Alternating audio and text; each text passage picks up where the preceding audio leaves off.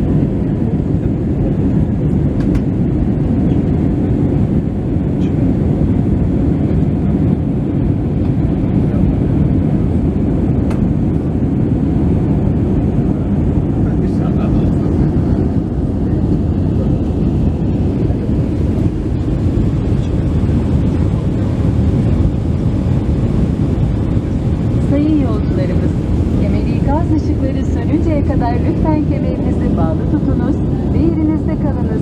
Emniyetiniz için oturduğunuz sürece kemerinizi bağlı tutmanız ve başüstü dolaplarını açarken dikkatli olmanız gerektiğini hatırlatır. Teşekkür ederiz. Dear passengers, please keep your seatbelt fastened and remain seated until the seatbelt sign has been turned off.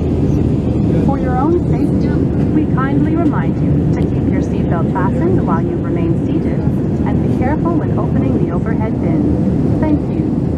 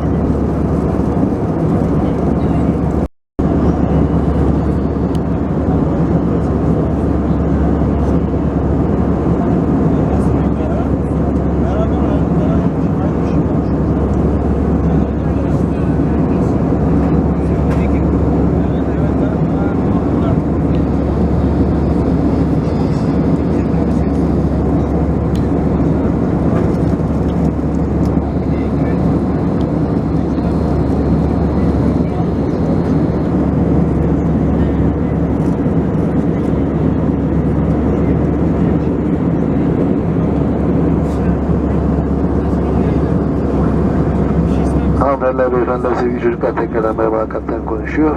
İstanbul Uluslararası Havalimanı'nın için alçalışa başladık. Yaklaşık 35 dakika içerisinde iniş yapmayı planlıyoruz. İstanbul'da rapor edilen son hava durumuna göre sıcaklık 11 derece, gökyüzü parçalı bulutlu. Bizleri tercih etmiş olduğunuz için teşekkürler. Bir dahaki uçuşumuzda tekrardan görüşmek dileğiyle hepinize iyi İyi günler dileriz. Ladies and gentlemen and dear children, this is the captain speaking. Hello from the flight deck again. We commence our descent for Istanbul International Airport. And we have landed in 35 minutes. The latest weather information from Istanbul. Temperature is 11 degrees Celsius and sky is partly cloudy. On behalf of Turkish Airlines and our crew, I wish you a pleasant day. Thank you.